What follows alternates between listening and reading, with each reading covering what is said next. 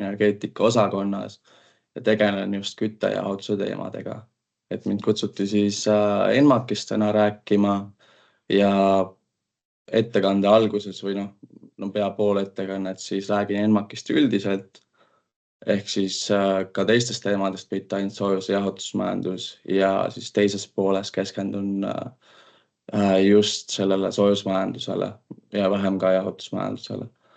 Aga et kui tekib küsimusi just selle esimese poolega, et elekter, transpordi, kütuse, et gaasivõrk, et siis ma annan endast parima, et vastata, aga võib-olla parem on, et kui te esitate siis küsimused kirjalikult ja siis ma saan pärast need kusagile edastada, inimestel, kes täpsemalt teavad neid. Aga et soojusega seotud küsimustele üritan siis kohe vastata. Aga mis oli ikka, hakkame pihta siis. Et esmalt siin on ajakava. Detsembris, selle aasta siis detsembris on lootus saada Vabariigi Valitsuse heakskiit. Praegu septembris siis käib muudatusettepanekute läbitöötamine, keelekorrektuur ja kujundus. Nii, siin on siis nimekiri erinevatest organisatsioonidest, kes siin on ENMAK-i eelnõule siis tagasisidet andnud. Siin on 26 organisatsiooni ja kohe siit algusest paistab välja ka jõujaamade ja kaugkütteühing. Aga ka igasuguseid teisi ettevõtteid, kes siin, näiteks isegi Muinsuskaitseametist tuli ettepanekuid seoses ENMAK-iga kaugkütte teemades. Aga lähme siis üldise Eesti energiamajanduse.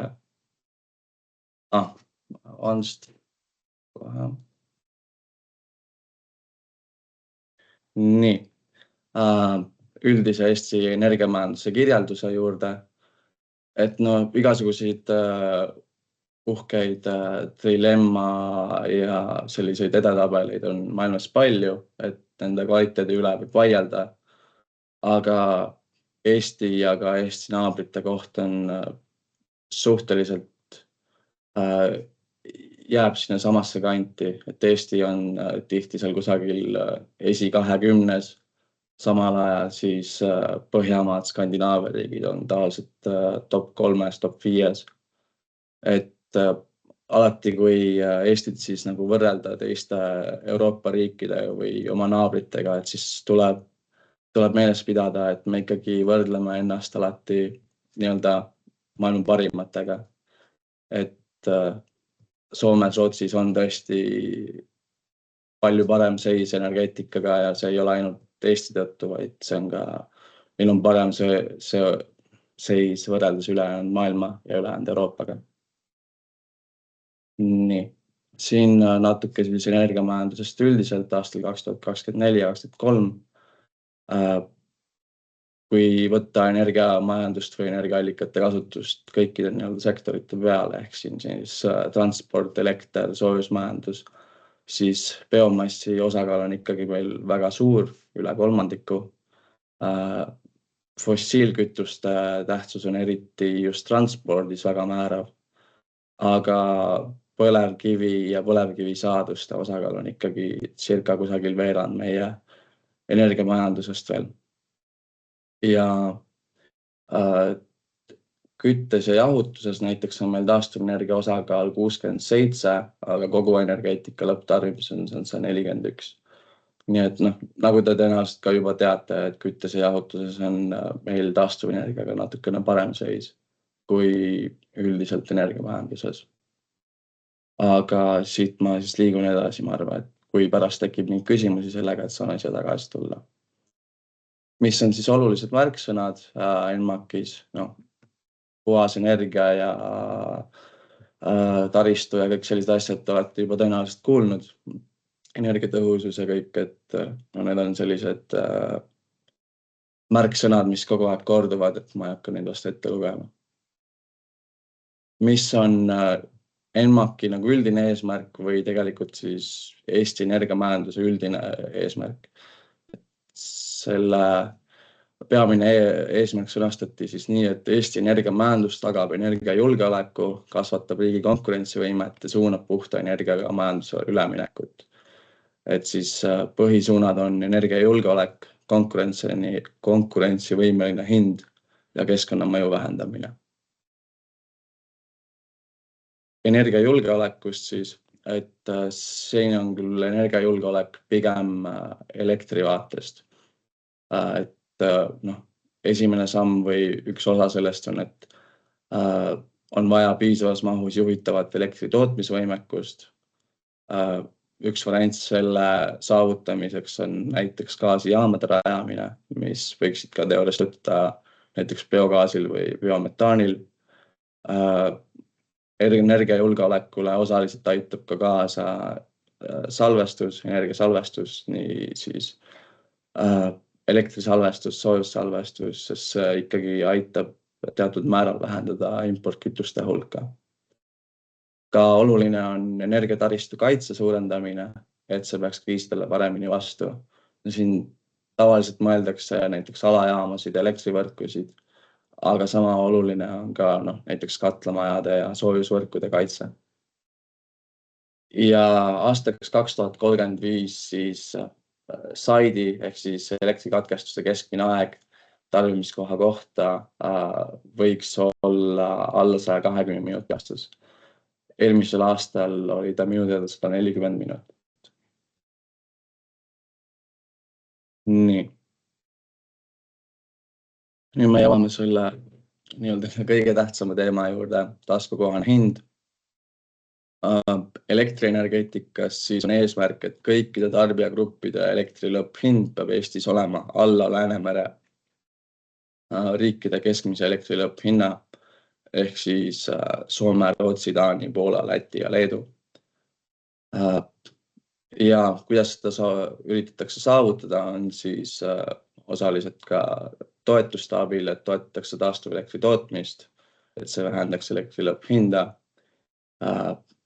ja erinevad finantseerimislahenduses, mis siis võimaldaks teha turupõhiseid investeerimisotsuseid näiteks salvestitesse, tuuleparkidesse ja miks mitte ka tuumajaama. Ja meil oli vaja ka kaugkütte jaoks teha üks nii-öelda parameeter, mis siis iseloomustaks kuidagi kaugkütte taskukohasust. Alguses oli minu mõte, et see võiks olla näiteks seotud kuidagi näiteks leibkonna keskmise sissetulekuga, näiteks nii nagu on tehtud see soojusmajanduse arengukavades. See mõte ei lennanud, siis teine idee oli teha selle, et võrrelda kaugkütte keskmist hinda näiteks lokaalküttega. See mõte ka ei lennanud ja siis oli ülesanne, et seda kaugkütte taskukohasust peaks kuidagi hindama nii, et ainukeseks algandmeteks on erinevate kaugkütte võrgupiirkondade hinnad. Ja siis me mõtlesime, et võib-olla siis võrrelda seda kõige kõrgemate hindadega ja kõige madalamate hindadega võrkude erinevust. Ja et see kõige kallimate, kõige odavamate keskmine hind, see erinevus võiks väheneda. See on juba saanud kriitikat, see tõesti ei ole kõige parem nagu parameeter, aga kui algandmeteks saab olla ainult kaugküttepiirkondade hinnad, siis ei ole väga palju häid valikuid. Tulles tagasi just selle elektri hinna juurde, et eesmärk oli, et kõikide tarbijagruppide elektri lõpphind peab Eestis siis alates 2028. aastast olema alla Läänemere riikide keskmise elektri lõpphinna. Et me juba näeme, et tegelikult 2024. aastal oli kodutarbijatele elektri hind Eestis odavam võrreldes nende teiste Läänemere riikidega või vähemalt nende Läänemere riikide keskmisega. Aga suur probleem on selles, et paljudes Euroopa riikides on tööstustarbijaid nagu eelistatud või see on probleem meiega võrdluses ja et nad on nagu eelisseisus ja tööstuse jaoks on seal elekter odavam, mis annab ka nende tööstusele ja majandusele nagu teatud eelise. Ja et eesmärk oleks, et et nii kodutarbijatele kui ka mitte kodutarbijatele ehk siis peamiselt tööstus, teenindus sellistele sektoritele oleks elekter odavam sellest nii-öelda Läänemere keskmisest. Siis keskkonnamõju kohta nii palju, et energeetikasektori heite vähendamist tehakse siis kooskõlas selle kliimakindla majanduse seadusega ja nende eesmärkidega. Et võrreldes 2022. aastaga siis see peaks vähenema 21% 30. aastaks ja 45% aastaks 2035. Ja puhta elektri ambitsioon ehk 100% puhta elektri ambitsioon on turupõhine ehk seda soovitakse saavutada ilma toetusteta ja prognoositakse, et see juhtub vahemikus 2030 kuni 2035. Et vist eesmärk, et kõige hilisemalt, ta peab kindlasti 2050 juba kirjutab meile Euroopa ette, et võib olla majandus nii-öelda CO2 neutraalne. Siis nüüd me lähme juba vaikselt rohkem soojus- ja jahutusmajanduse poole, aga üldised ENMAK-i eesmärgid on siis, et 50. aastaks peab energiatootmine olema kliimaneutraalne ja seda tuleb saavutada turupõhiselt. Eesti peaks kasutama 50. aastal siis energiavajaduse tagamiseks peamiselt kodumaiseid ressursse ja seda kõikides sektorites. Osades sektorites võib-olla me oleme nagu lähemal sellele eesmärgile, et transpordis on see päris pikk tee minna. Soojuses on meil natukene parem seis. Puhta energia osakaal soojus- ja jahutusenergia lõpptarbimises siis võiks olla 80% aastal 2035. Praegu see on soojus- ja jahutusmajanduses keskmiselt 67% või mitte praegu 2023. aastal. Siit kindlasti võib keegi küsida, et miks mitte taastuvenergia, vaid puhas energia, et siin on, kuna vahepeal pannakse näiteks heitsoojus ühte paata taastuvenergiaga vahepeal eraldi, siis siin me oleme kasutanud lihtsalt sõna puhas energia. Ja mõnikord ka tuumaenergiat vaadatakse täiesti eraldi. Siis, mida ma tahan kindlasti välja tuua, on see, et ENMAK on ikkagi strateegiline dokument. Vahepeal kasutatakse sellist ilusat väljendit nagu visioonidokument lausa. Ja selle eesmärk ei ole detailselt kirjeldada tuleviku samme, et võimalik, et kelleski, et see võib inimestes tekitada pettumust, et miks ENMAK-is näiteks rohkem numbreid ei ole.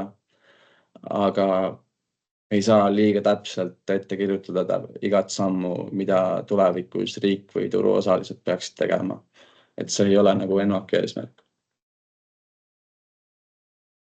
Mis on siis murekohad just soojusmajanduse vaatest. Üks esimesi murekohti on kindlasti hind, et eriti väiksemates alevikes, väiksemates võrkudes on hinnad oluliselt tõusnud ja seda üks nendest põhjustest on ka soojustarbimise vähenemine, osaliselt siis kas lahti lülitamiste tõttu, hoonete soojustamise tõttu, soojanete talvede tõttu.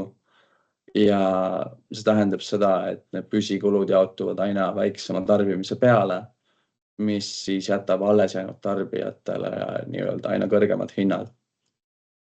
Ja see võib tekitada sellise nii-öelda surmaspiraali, kus siis osad tarbijad lähevad osaliselt soojuspumpade peale üle, aga võrku tehtav investeering on ikkagi sama, mis ta alguses oli.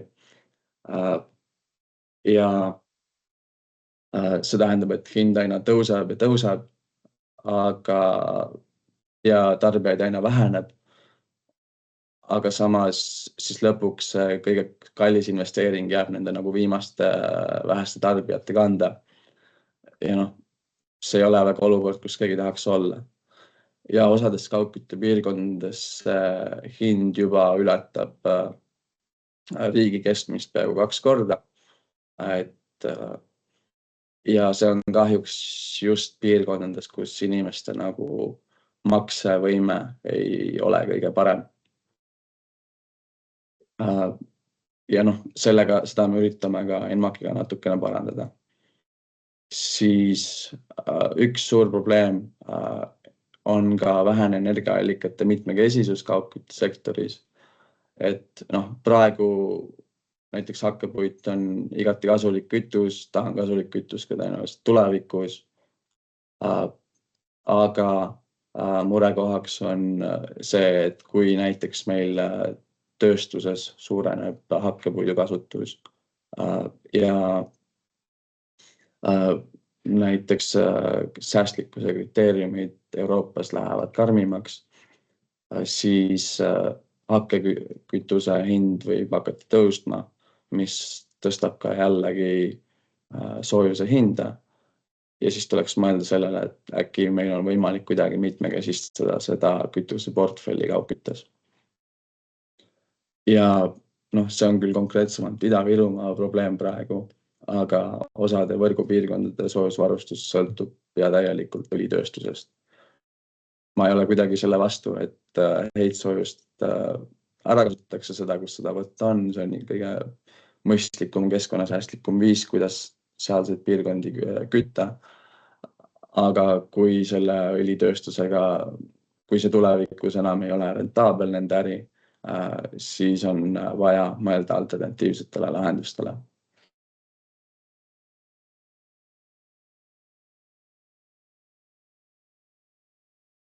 Nüüd lähme siis kavandatud tegevuste juurde ja poliitika instrumentide juurde erinevate eesmärkide täitmiseks kütte- ja jahutusmajanduses. Siis esimene poliitika instrument nii-öelda või selline, poliitika ja instrumendide eesmärgid on taristu arendamine. Siia alla läheb nii elektrifitseerimine, ehk siis üritame kas siis pilootprojektide või erinevate regulatiivsete muudatuste siis toetada näiteks nii kaugkütte, vähem lokaalkütte elektrifitseerimist, ehk näiteks kaugküttes siis soojuspumpade paigaldamine, võib-olla teatud juhul ka elektrikatelde, kuigi see Eestis võib-olla elektrihinnad on veel liiga kõrged selle jaoks, et elektrikatel kaugküttes väga hästi toimiks. Teine variant siis taristu arendamiseks on igasuguste salvestusprojektide toetamine, mida me oleme varem teinud. Siis kaugküttevõrkude uuendamine, ehk siis vähendada energiakadusid ja suurendada nii-öelda varustuskindlust.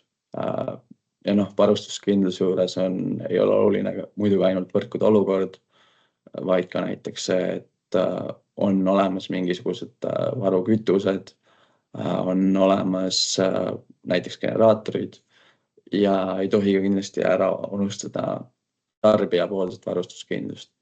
Et kui näiteks, kui kaugküttevõrk isegi suudab toimida ja oma nii-öelda elektritarbimist ise ära katta, siis ei ole alati kindel, kas see kortermaja või see tarbija suudab ka seda soojust vastu võtta, ehk kas tal on endal üldse võimalus oma soojussõlme elektritarbimine ära katta.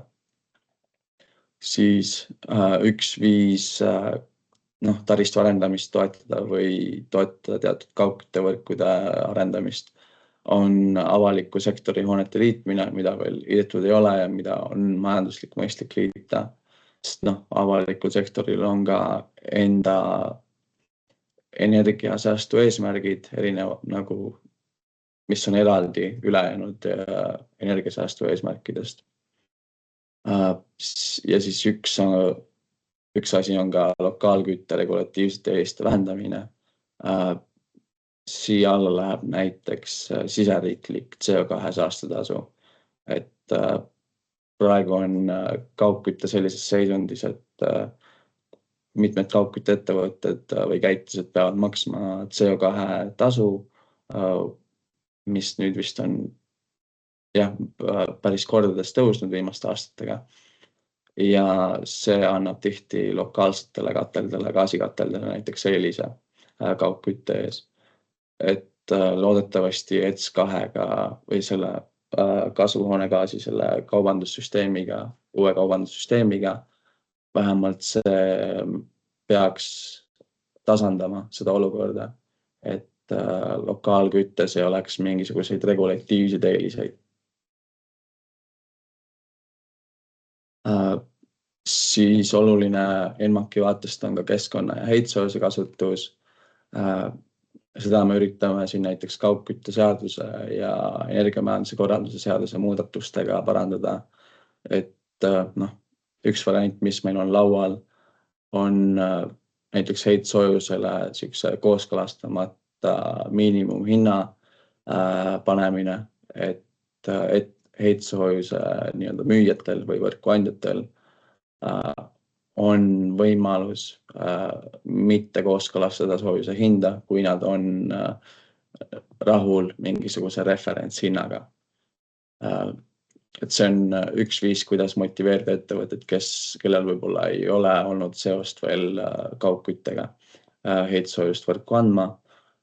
Siis üks variant on ka pilootprojektide toetamine, et kui peaks selle jaoks tulevikus mingisugused vahendid tekkima, aga selle jaoks peame enne selgeks tegema, et mis see toetusvajadus on üldse. Siis energiatõhususe suurendamisest, taristu moderniseerimisest me natukene juba rääkisime, et kaugküttevõrkude moderniseerimine, uuendamine, renoveerimine, kuidas iganes seda öelda, et see on seni käinud ja käib edasi ka tulevikus. Ma ei tahtnud siia päris mingisuguseid konkreetseid protsentidega eesmärke või eurosid kirjutada, aga see kindlasti ka tulevikus jätkub. Siis see on küll natukene teisest valdkonnast, aga see energiatõhususe suurendamisega on ka seotud näiteks asumipõhine renoveerimine. Ehk see on siis üks viis, kuidas muuta odavamaks renoveerimist ja vähendada nii-öelda soojuskadusid siis terve piirkonnas ja miks mitte ka siis võimalusel kas liita sellised asumid, kui nad ei ole juba liitunud kaugküttega või vahetada ära nende küttesüsteem või uuendada soojussõlme, mis aitaks ka siis pikas perspektiivis vähendada neid pealevoolutemperatuure kaugküttetrassides.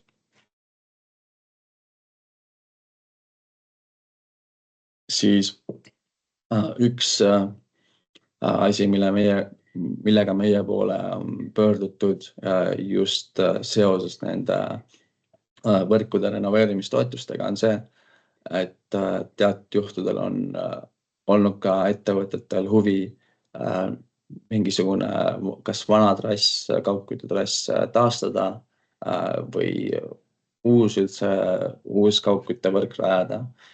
Aga senised toetusskeemid ei ole väga sobilikud selle jaoks, et kaalume ka nende tingimuste muutmist või nende tingimuste laiendamist, et kaugküttevõrkusid oleks ka võimalik uusi rajada, kui nähakse, et see on majanduslik mõistlik või vanu kinni pandud võrke taastada jällegi, kui see on majanduslikult mõistlik. Ja muidugi ka küttesüsteemide renoveerimine läbi erinevate toetusmeetmete jätkub. Et siin ei ole ainult meie osakonnaga seotud meetmed, et siin on ka kindlasti igasugused välisõhu, näiteks ahjutoetuse meetmed, kus toetatakse ka kaugküttega liitumist või siis erinevad renoveerimismeetmed, kus vahel ka toetatakse kaugküttega liitumist. Siis üks eesmärk on meil fossiilkütuste asendamine nii lokaal- kui kaugküttes. Lokaalküttes on see küll hetkel väiksem probleem.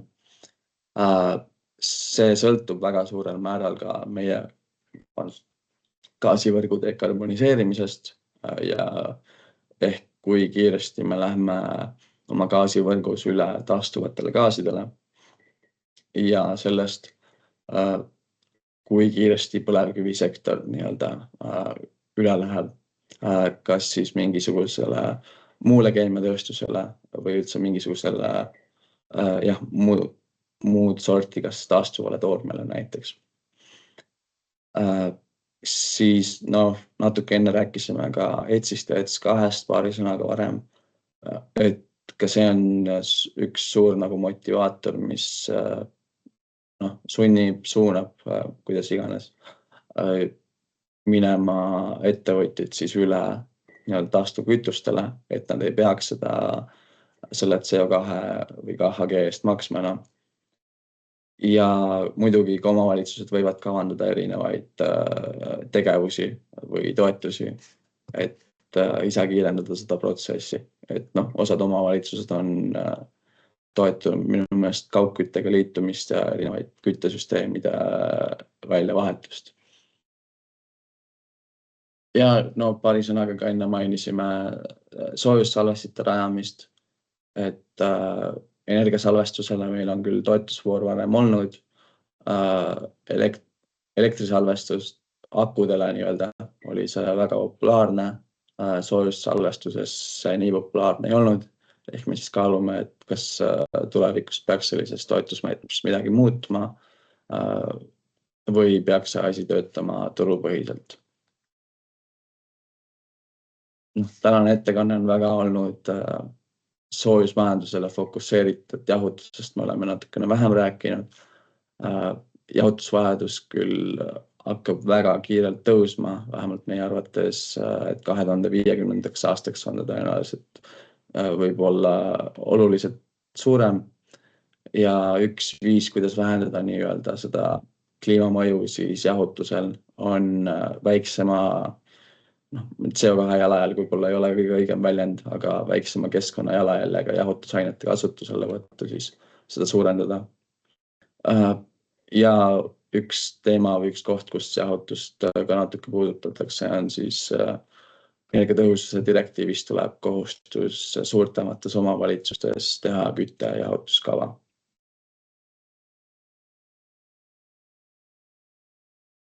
Nii. Siis vaatame natukene ka tulevikku, mis võiks olla meie arvates 2035. aasta seis. Soojusenergia tarbimisel ehk siis nii kaugkütte kui lokaalküttes on üle mindud 80% ulatuses puhtale energiale.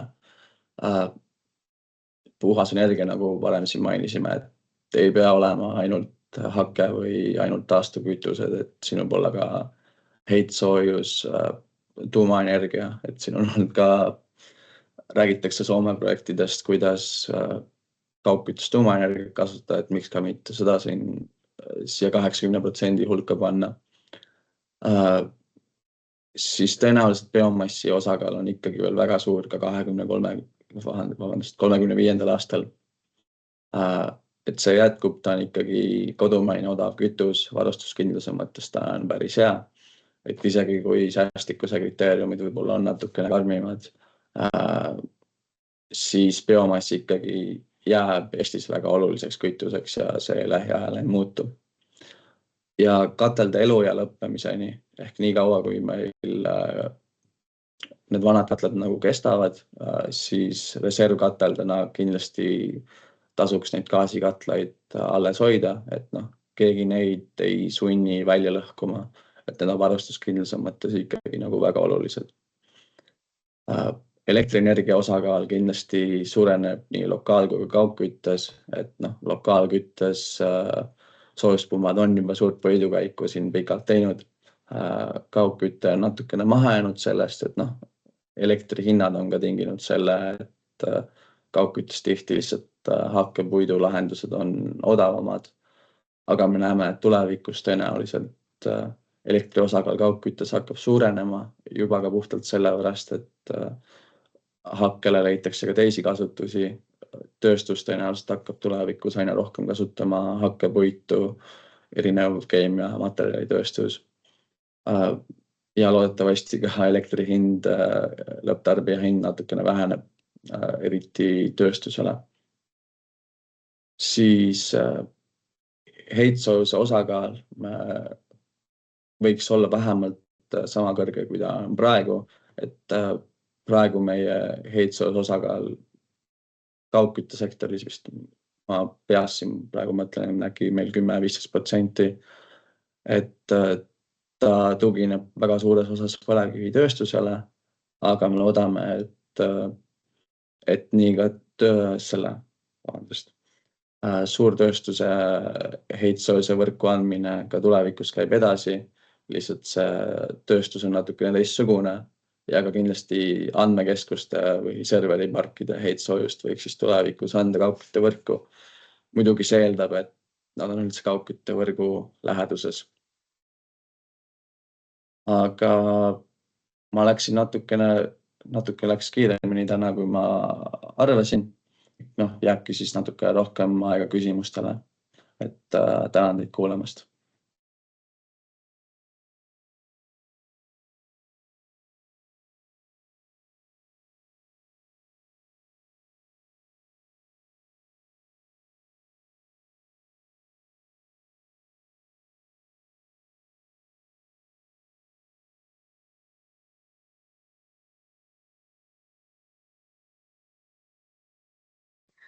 Aitäh lektorile huvitava loengu eest. Tänan ka kõiki kuulajaid. Kui teil on mingeid küsimusi, siis te võite need praegu chati kirjutada ja saab vastata. Ja esimene küsimus tuligi. Nii, selgita eesmärk elektrihinna. No, siin on lootus see, et taastuva elektri, näiteks ma ei tea, tuuleparkide rajamise toetamisega on võimalik siis vähendada seda lõpphinda.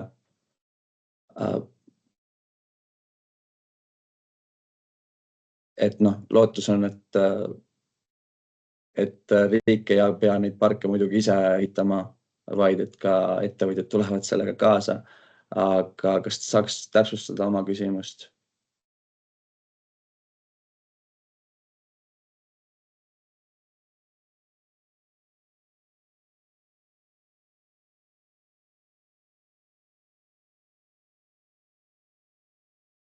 Kas on veel küsimusi?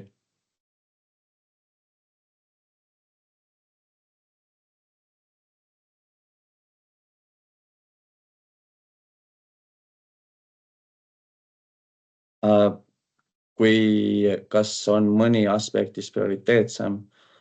Ma ütleks viimasel ajal juhtkonna tasandil on kindlasti kõige prioriteetsem varustuskindlus ja siis hind. Ja siis tuleb nii-öelda see keskkonna pool sellest. Aga ma saan aru, siin on natukene vastukäivus alati, et üks trilemma nii-öelda nurk jääb alati natukene teise arvelt. Ja meil on näiteks väga oluline, et ikkagi meil olemasolevad fossiilkütusejaamad ikkagi edasi töötavad praegu, et nad on varustuskindluse mõttes väga olulised. Ehk ma ütleks, varustuskindlus on hetkel kõige prioriteetsem trilemma nurk.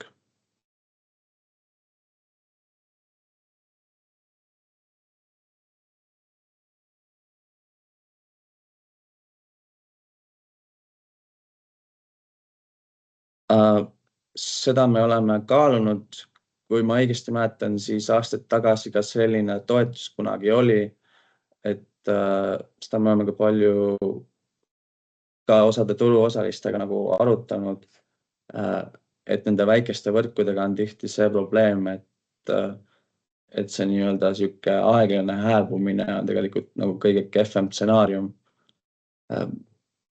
sest teatud võrkudega mõnikord oleks võib-olla mõistlikum, kui terve võrgu saaks nagu nii-öelda korraga sulgeda ja panna inimestele lokaalsed lahendused asemele. Aga kuidas seda nagu juriidiliselt korrektselt teha, nii et sellest ei teki mingisuguseid kohtuvaidlusi, et selle taha võib see jääda, et kaugkütteettevõtja võib selgitada, et tal on mingisugune õigustatud ootus oma investeering tagasi teenida. Aga kui selle investeeringu tagasi teenimist peab kandma mingi pisikene hulk tarbijaid kusagil väikses alevikus, siis see on väga halb olukord, kuhu inimesed jätta. Ehk jah, me oleme seda kaalunud, aga tuleb läbi mõelda, et kuidas seda üldse nagu teha, et kuidas see võiks töötada. Et kindlasti teatud tingimustel ei ole kaugküttevõrk teatud piirkondades enam jätkusuutlik ja lokaalkütte oleks mõistlikum. Ja et kui teil on mingisuguseid ettepanekuid, et kuidas see võiks välja näha, siis hea meelega kuulame.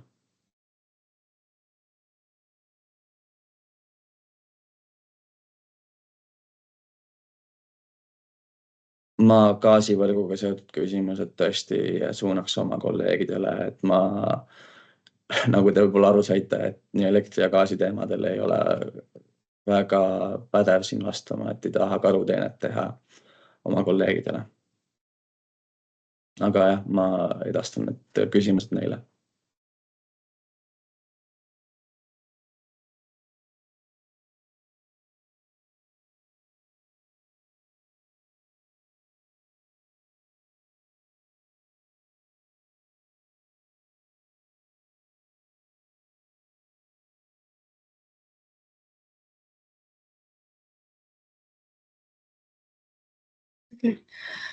Hetkel ma rohkem küsimusi ei näe. Kui teil on, siis kirjutage nad kohe ära. Aga muidu tänan teid veel kord huvitava loengu eest ja tänan ka kõiki kuulajaid. Kes ei ole veel kohaloleku kontrolli täitnud, siis palun tehke seda praegu. Ja muidu minu poolt head õhtut. Aitäh teile kuulamast, kõike head ja ootan teie küsimusi siis kirjalikult. Head aega!